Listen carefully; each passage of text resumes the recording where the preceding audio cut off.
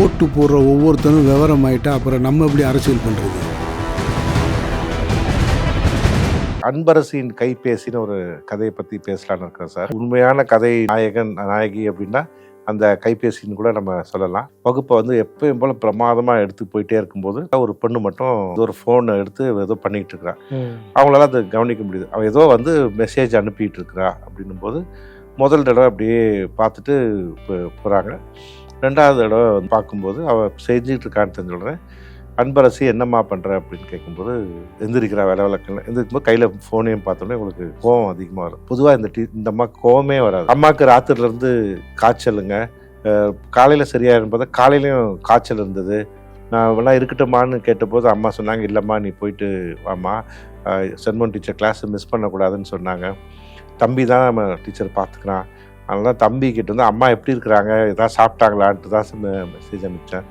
வேறு எந்த எதுவுமே இல்லை டீச்சர், நான் உங்களுக்கு தெரியும் என்னை பற்றின்ட்டு கண்ணில் தண்ணியோட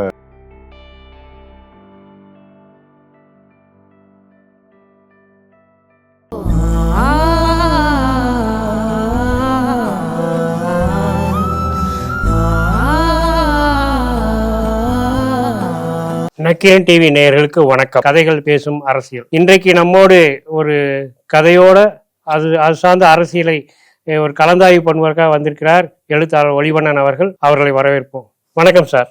வணக்கம் கௌதமன் சார். இன்றைக்கு நீங்க எந்த சிறுகதையை பற்றி நம்ம நேயர்களோட கலந்துரையாடு? அன்பரசின் கைபேசின்னு ஒரு கதையை பத்தி பேசலான்னு இருக்கிறேன் சார். அன்பரசின் கைபேசி. இப்போ இது சமகால கதை மாதிரி. கைபேசினால்தான் இன்னைக்கு பல பிரச்சனைகள் வருது. இன்னைக்கு பல உறவுகள் வந்து முறியறதுக்கும் வந்து கைபேசி தான் மிக முக்கியம். அப்படிதான் இந்த கதையில வந்து உண்மையான கதை நாயகன் நாயகி அப்படின்னா அந்த கைபேசின்னு கூட நம்ம சொல்லலாம். அப்படிதான் இந்த கதையை நான் வந்து பாக்குறேன். ஒரு ஆசிரியை இருக்காங்க. அவங்க வந்து பள்ளி இது +2 உடைய வந்து ஆசிரியை. அவங்க மாணவிகள் வந்து இந்த பொது தேர்வுக்கு போறதுக்கு முன்னால கடைசி சனிக்கிழமை எப்பவுமே ஒரு அரை நாள் முழுக்க வந்து அவங்க தேர்வுக்கு தயார் பண்ணுவாங்க. குறிப்பா வந்து அவங்களுடைய சப்ஜெக்ட் வந்து இது கெமிஸ்ட்ரி. இதை வந்து சொல்லி கொடுப்பாங்க. ஏன்னா அந்த கெமிஸ்ட்ரியில் வந்து பசங்க வந்து அதுவும் அவங்க வந்து ஒரு அரசு பள்ளி டீச்சர். சில பேர் 90க்கு மேலே வாங்குறவங்க அவங்க விட்டுருவோம், 70 மேலே 60 வாங்குறவங்களையும் விட்டுருவோம். இந்த சில பேர் வந்து இந்த 10-20 மார்க்கில் வந்து ரொம்ப ரொம்ப முக்கியமாக இருக்கவங்களுக்கு இது ரொம்ப முக்கியம். இந்த ஃபெயில் ஆயிடுவாங்களுக்கு எல்லாருக்குமே இந்த வகுப்பு அட்டன் பண்ணால் அந்த 20 மார்க் வந்துடும். 70-80 வாங்குறவங்க 90க்கு மேலே போகிறதுக்கு வாய்ப்பு இருக்கும். அந்த வகுப்பு வந்து எப்போவுமே ரொம்ப ஃபேமஸ். அது யாருமே மிஸ் பண்ண மாட்டாங்க அந்த அம்மாவுக்கு. அந்த அம்மாவுக்கு வந்து மறுநாள் பள்ளிக்கூடத்துக்கு போகணும். வெள்ளிக்கிழமை வந்து வந்து அமெரிக்காவிலேருந்து ராத்திரி வந்து இறங்குறாங்க. 3 வருஷம் கழிச்சு மருமகன், மகள், குழந்தை எல்லாம் வராங்க. அதில் வந்து ஒரு குழந்தை வந்து வளர்ந்துச்சு. எல்லாம் சந்தோஷமா இருக்கும்போது இந்த அம்மா காலையில் எந்திரிச்சு எப்பயும் போல கிளம்பும்போது வந்து எங்கம்மா போறீங்க அப்படின்னு கேட்குறா.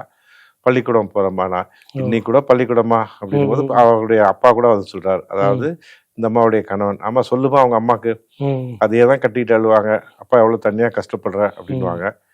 அப்போ அம்மா சொல்கிறாங்க, இல்லைம்மா இன்னைக்கு வந்து ரொம்ப மிக முக்கியம், உனக்கே தெரியும் அம்மா வந்து இந்த கடைசி சனிக்கிழமை வந்து எவ்வளோ முக்கியம் கொடுப்பேன் அப்படின்னு. இன்னுமாம்மா? ஆமாம்மா, நம்ம வருஷம் இப்போ நிறைய குழந்தைங்க வராங்க, நம்ம வந்து யாருக்கோ ஏதோ நம்மளால செஞ்சது தானேம்மா அப்படிங்கிறா. சரிம்மா போயிட்டு வாங்க, நானும் வந்து தூங்கி ரெஸ்ட் எடுக்கிறேன்ட்டு சொல்கிறான். இவங்களுக்கு வந்து ஒரு வருத்தம் தான். இன்னைக்கு குழந்தைங்க பேர குழந்தைங்களாம் வரும்போது பள்ளிக்கூடத்துக்கு வந்தால் கூட அந்த பள்ளிக்கூடத்துக்குள்ள கால் வச்சோன்னே எல்லாமே போயிடும். அவங்க வந்து அந்த டீச்சர் ஆயிடுறாங்க. வகுப்பை வந்து எப்பயும் போல பிரமாதமாக எடுத்து போயிட்டே இருக்கும்போது ஓரக்கண்ணில் ஒரு பொண்ணு மட்டும் வந்து எடுத்து ஒரு ஃபோனை எடுத்து ஏதோ பண்ணிக்கிட்டு இருக்கிறா. அவங்களால அதை கவனிக்க முடியுது. அவள் ஏதோ வந்து மெசேஜ் அனுப்பிட்டு இருக்கிறா அப்படின்னும் போது முதல் தடவை அப்படியே பார்த்துட்டு போகிறாங்க. ரெண்டாவது தடவை வந்து அவள் பார்க்கும்போது அவள் செஞ்சுட்டு இருக்கான்னு தெரிஞ்ச உடனே அன்பரசி என்னம்மா பண்ணுற அப்படின்னு கேட்கும்போது அவள் எந்திரிக்கிறா வேலை விளக்கல. எந்திரிக்கும்போது கையில் ஃபோனையும் பார்த்தோன்னே உங்களுக்கு கோவம் அதிகமாக வரும். பொதுவாக இந்த அம்மாவுக்கு கோவமே வராது. அவ்வளோ அருமையான ஒரு டீச்சர். பட் அன்னைக்கு ஏற்கனவே வந்து இந்த மகள் பேர குழந்தைகளை விட்டுட்டு வந்தோம்னு குறிப்பாக சேர்ந்து வரும்போது சொந்தங்களெல்லாம் விட்டுட்டு வந்து இவங்களுக்காக தான் பாடம் எடுக்கிறோம். அப்போ சொல்றா, இது எவ்வளவு முக்கியமான வகுப்பு, இதை வந்து நீ வந்து இங்க உட்காந்து வந்து டெக்ஸ்ட் மெசேஜ் அனுப்பிட்டு இருக்குன்னா அது என்னை வந்து முதல்ல கிளாஸை விட்டு வெளியில போனேன். இந்த குழந்தைக்கு பேசவே வரல. ம். ஏதோ சொல்ல வர, நீ முதல்ல வெளியில் போமா, என்ன தயவு செஞ்சு ப்ளீஸ் அப்படின்னு ம். சொல்லி அனுப்பிடுறாங்க. வெளியில் போயிடுறா. இவங்க வந்து வகுப்பை முடிச்சிடுறாங்க. ம். வகுப்பு முடிச்சுட்டு 1 மணி முடிச்சுட்டு வெளியில் வரும்போது பார்த்தா அந்த பொண்ணு நிற்கிறா காரிடாரில். ஓ. நீ என்ன பார்ப்ப, என்கிட்ட பேசாத அப்படின்னு சொல்லிட்டு நேராக ஸ்டாஃப் ரூமுக்கு வந்து கையெல்லாம் கழுவிட்டு கிளம்பும்போது அங்கேயும் நிற்கிறா.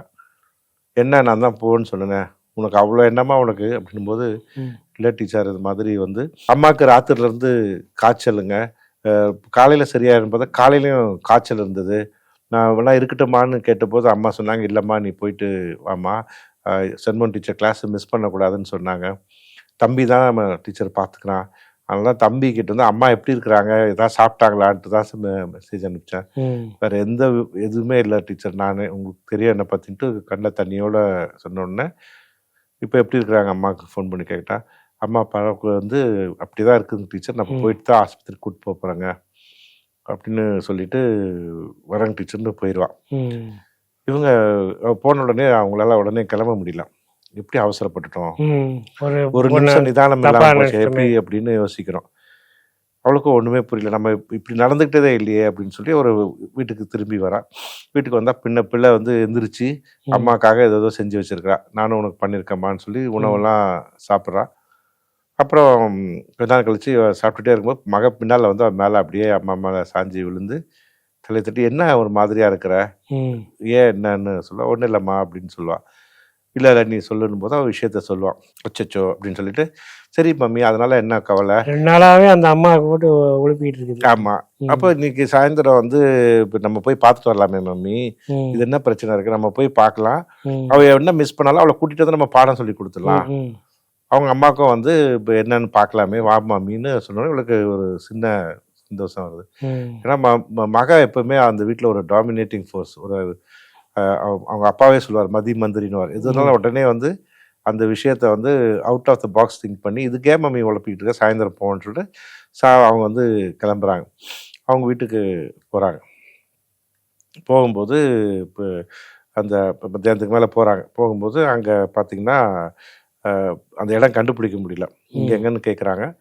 அப்புறம் அங்கே வந்து ஒரு கடை இருக்குது, அந்த கடையில் நிறுத்தி அட்டை போய் இந்த மாதிரி இங்கே ஒரு பொண்ணு படிக்குது அப்படின்னும்போது அவங்க சொல்கிறாங்க, அந்த போங்க அங்கே ஒரு அம்பேத்கர் சிலை இருக்குல்ல, ம். அந்த பக்கம் ரைட்டில் திரும்புங்க, 3வது லெஃப்ட்டு தான் அவங்க வீடு ம். அப்படின்னு சொல்லிட்டு இவங்க வந்து வராங்க. வந்து அங்கே வந்த உடனே திரும்ப அந்த சிலை தாண்டி ஒருத்தர்கிட்ட கேட்குறாங்க, அதாம்மா அந்த 3வது திருப்பாங்க, அங்கே முன்னால் கூட சாவு வச்சுருப்பாங்க பாருங்க, அந்த வீடு தான் அப்படின்னு சொன்ன ஓ, உடனே இப்போ வந்து நமக்கு இப்போ வந்து அவங்க அந்த அம்மாவுக்கு வந்து ரொம்ப பதட்டமாயிருது. எப்பயும் உடம்பு சரியில்லைன்னு ஆமாம், நம்ம போயிடலாம், திரும்பி போயிடலாமா, திரும்பி போயிடலான்ட்டு மக கையை இருக்க பிடிச்சிக்கிறாங்க, எவ்வளோ தப்பு பண்ணிட்டோம், வேண்டாம் திரும்பி போயிடலாங்கிறேன். சொல்ல, இல்லை மம்மி போகலாம் மம்மி, அதில் என்ன இருக்குது மம்மி, அப்போ அதை போயிட்டு வந்துட்டா உங்களுக்கும் வந்து சரியாக இருக்கும் மம்மின்னு சொல்லிட்டு இவங்க போகிறாங்க. இறங்கி கார் இறங்கி நேராக வராங்க. அந்த தெருவில் வந்து அந்த மேலே அடிக்கிற சத்தம், அந்த சங்கு ஊதுறது, ஒரே கூட்டம், ரொம்ப கூட்டம் இல்லை, ஓரளவுக்கு கூட்டம் இருக்குது, பந்தல்லாம் போட்டிருக்கு. இவங்க வராங்க. இவங்க வந்த உடனே அந்த இடம் எல்லாம் கொஞ்சம் எல்லாரும் எப்படி பார்க்குறாங்க. காரில் வந்து இறங்கி ஒருத்தர் வந்து பார்க்குறாங்க. அந்த பார்த்தா ஒரு அம்மா படுக்க வச்சுருக்காங்க, கிளவி அது செத்து போய் கிடக்கு. இவங்க 2 பேரும் அதை பார்க்குறாங்க. முதல்ல வந்தோடனே எப்பயும் போல் இதெல்லாம் பண்ணுறாங்க. எல்லாருக்கும் ஆச்சரியம், இந்த கிளவி இவ்வளோ பேர் ஆட்களை சம்பாதிச்சிருக்கு அப்படின்ட்டு பார்க்குறாங்க. அப்புறம் மெதுவாக வந்து திரும்பி வந்து பார்த்தா அவளை காணோம், அன்பரசி. அப்போ அவங்க சொல்லுவாங்க, அன்பரசியா, அன்பரசி சைடில் அந்த வீடுமா, அந்த உள்ள பின்னால் அப்படின்னு காமிக்கிறாங்க. அந்த வீடு இது கிடையாது. ஆமாம், அப்போ தான் இவங்களுக்கு தெரியுது வந்து அந்த வீட்டுக்கு போகிறாங்க. அங்கே போய் பார்த்தா அன்பரசி கிட்ட இவங்க வந்து அப்பவும் அவங்களுக்கு தெரியாது, இப்போ இறந்து போனது அன்பரசியோட அம்மா தான் நினச்சிக்கிட்டு இருக்காங்க. அன்பரசி வந்து வாங்க வாங்க டீச்சர் டீச்சர், என்ன ஆச்சரியம் அவளுக்கு. அப்புறம் அம்மா அப்படின்னு ஆரம்பிக்கும் போது, அம்மாவுக்கு இப்போ கொஞ்சம் பரவாயில்ல டீச்சர் அப்படின்னா, அவங்க அம்மா அங்கே படுத்துக்கிட்டு இருந்தவங்க தரையிலேருந்து அப்படியே எந்திரிக்கிறாங்க. ஐயோ எந்திரிக்காதீங்கன்னு சொல்லும்போது ஒரு பக்கம் சந்தோஷமாக இருக்குது, பரவாயில்ல நம்ம வந்து அப்படி ஒன்றும் ஆகலைன்னு. அப்புறம் என்ன டீச்சர்னு சொன்னார். இல்லை அம்மாவுக்கு வந்து இன்னைக்கு முழுக்க வருத்தம், உன்னை வந்து இன்னைக்கு வந்து பள்ளிக்கூடத்தில் கிளாஸை விட்டு வெளியிட்டு அனுப்புது, அப்புறம் நீ வந்து தப்பாக நினச்சிக்காத, நாளைக்கு ஞாயிற்றுக்கிழமை தான் நாங்கள் வந்து உனக்கு அதை கிளாஸ் எடுக்கிறேன் அப்படின்னு அவள் சொல்கிறா. அப்போ இவ சொல்கிறா, இல்லை டீச்சர் நான் ஆக்சுவலாக வந்து அந்த சோத்துக்கிட்டே நின்றுட்டு தான் இருந்தேன், அங்கேயே உட்காந்து நீங்கள் நடத்துறது ஒன்று விடாமல் எல்லாத்தையுமே எழுதிட்டேன் பாருங்கள், ஒன்றுமே பிரச்சனை இல்லை டீச்சர், நானும் தப்பு தான், நான் உங்கள்கிட்ட சொல்லியிருக்கணும், எனக்கு பதட்டத்தில் வரல அப்படிங்கிறான். அப்புறம் இவ சொல்கிறா தலைமையில கை வச்சு, நான் இங்கே 1 மாதம் தான் இருக்க போகிறேன், ஒன்றுமே பிரச்சனை இல்லை, நீ டெய்லி என்கிட்ட வா, நான் வந்து உனக்கு சொல்லி கொடுக்குறேன், நான் வந்து இப்போ உனக்கு நானும் ஹெல்ப் பண்ணுறேன், எல்லா சப்ஜெக்ட்டுமே மேக்ஸ் எல்லாமே நான் உனக்கு சொல்லி கொடுக்குறேன் அப்படின்னு அவன் சொன்னோடனே அப்புறம் வந்து இருங்க டீச்சர்னு சொல்லிட்டு எதோ போய் எடுத்து வந்து கொடுக்குறான் பிஸ்கட் அதெல்லாம். அம்மா இவ வந்து வேண்டான்னு சொல்ல வரும்போது அம்மா சொல்கிறா, இல்லைம்மா எடுத்துக்கோ சாப்பிட்லாம் அப்படின்னு சொல்லி சாப்பிட்டுட்டு தண்ணியெலாம் குடிச்சிட்டு அப்புறம் அவங்க வெளியில் நடந்து வராங்க.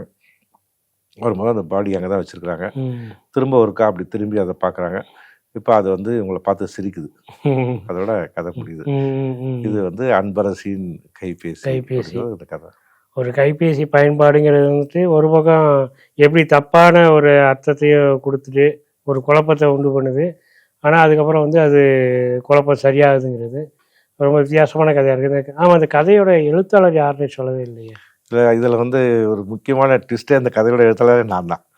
நான் எழுதின ஒரு கதைனா இப்போ முன்னால நிகழ்ச்சிகள் எல்லாம் வந்து வேற வேற கதைகளை சொல்லும்போது சில நண்பர்கள் வந்து சொன்னாங்க, ஏன் நீங்க வந்து உங்க கதையை சொல்லவே இல்லைன்னாங்க. சரி அதை சொல்லுவோம் அப்படின்னு தான் எடுத்தேன். இந்த கதையை நான் தான் எழுதுனேன் சார். ஆஹா, ரொம்ப மகிழ்ச்சி. இந்த கதையில வந்துட்டு நீங்க வேற எந்த மாதிரியான அரசியல் புரிதல் பாக்குறீங்க? எனக்கு தெரிஞ்சு வந்து இது பெண்களா இருக்கிற மாதிரி இருக்குது. ஆமாங்க, இந்த இந்த ஒன்று சரியா சொன்னீங்க சார். இதுல வந்து நான் குறிப்பா வந்து இந்த கதையில எல்லா மாந்தர்களுமே வந்து பெண்கள் தான். அதுல வந்து ஆண்கள் வருவாங்க, ஆனா பங்கு ரொம்ப குறைவு. அவளுடைய கணவன், அந்த டீச்சருடைய கணவன் வருவாரு. இந்த கடைகள்ல முக்கிய கதாபாத்திரம் பார்த்தாலே பெண்கள் தான் குறிப்பா வரும். அம்மா. இதுல நான் சொல்லக்கூடிய முக்கியமான ஒரு விஷயம் வந்து கல்வி வந்து எவ்வளவு முக்கியம்னு அந்த பெண்கள் வாயிலா தான் சொல்றேன். தனக்கு வந்து உடம்பு சரியில்லாம காய்ச்சல் இருக்கும்போது கூட மறுநாள் அம்மா வந்து எனக்கு ஒண்ணு இல்லம்மா நீ போயிட்டு வான்னு சொல்லி மகளை பள்ளிக்கு அனுப்புற அந்த கல்வியினுடைய முக்கியத்துவம். கரெக்ட். அடித்தட்டு மக்களுக்கு வந்து அந்த கல்வியோட முக்கியம் எவ்வளவு முக்கியம். அது வந்து ரெண்டாவது வந்து அம்மாவுக்கு அப்படி உடம்பு சரியில்லைன்னா கூட தம்பியை பார்த்துக்க சொல்லுன்னு பொறுப்பா சொல்லிட்டு நீ எனக்கு மெசேஜ் பண்ணுன்னு சொல்லிட்டு அந்த வகுப்பை வந்து எப்படி தவற விடக்கூடாதுன்னு வந்த அந்த அன்பரசி அந்த கதையினுடைய மைய பாத்திரத்துடைய கல்வி அவசியம். தன்னுடைய வாழ்க்கையில வந்து மாணவிகளை கை கொடுக்கணும், அவங்கள தூக்கி விடணுங்கிறதுக்காக ஆசிரியை வந்து எப்படி வந்து அதை டிவோட் பண்றாங்க. மகள் ஊர்ல இருந்து வந்த போதும் இருந்திருக்கலாம். அப்பவும் வந்து அவங்க வராங்க அந்த பாத்திரம். நாலாவது வந்து அந்த மகள், இந்த டீச்சரோட மகள் வந்து சரி விடுங்க மம்மி, அதனால என்ன மம்மின்னு அவ விடாம அவளும் அதை வந்து அது வந்து ஒரு எம்பத்தைஸ் பண்ணி நம்ம ஏன் வீட்டுக்கு அவங்கள போய் பார்க்க கூடாது, வந்து ஆறுதல் சொல்லக்கூடாதுன்னு சொல்லக்கூடிய அந்த மகள் பாத்திரம். நீ வந்து உனக்கு என்ன உதவி வேணாலும் கேளு, நான் வந்து உனக்கு சொல்லி கொடுக்குறேன் அப்படின்னு சொல்லும்போது ஒரு கல்வி எவ்வளவு முக்கியம், எந்த இடத்துலயுமே செதிஞ்சிடக்கூடாது, ஏன்னா ஏதோ ஒரு இடத்துல வந்து விட்டுறக்கூடாதுங்கிறதுக்கு. ரெண்டாவது எல்லா தரப்பு மக்களையுமே உள்ள கொண்டு வரணுங்கிற அந்த இன்க்ளூசிவ்னஸ் வந்து பாலிடிக்ஸ் தான் நம்ம இதில் பேசுறோம். நான் எனக்கு என் குடும்பம் என் ஜாதி அப்படின்னு செதஞ்சிடக்கூடாதுங்கிறதுனால எல்லாருமே வந்து ஒரு நல்ல சமுதாயமா எப்படி இருக்க முடியும்? நீங்க ஒரு வளர்ந்த நாடுகளுக்கு போனீங்கன்னா, ஜெர்மனிக்கு போனாலோ இல்லை வந்து பிரான்ஸுக்கு போனாலோ அங்கே வந்து நீங்கள் வந்து ஒரு ஃப்ரெஞ்சாக தான் பார்க்குறோம். அங்கே யாருமே இவர் இந்த ஜாதி அந்த ஜாதிலாம் நம்ம பிரிக்கிறது இல்லை.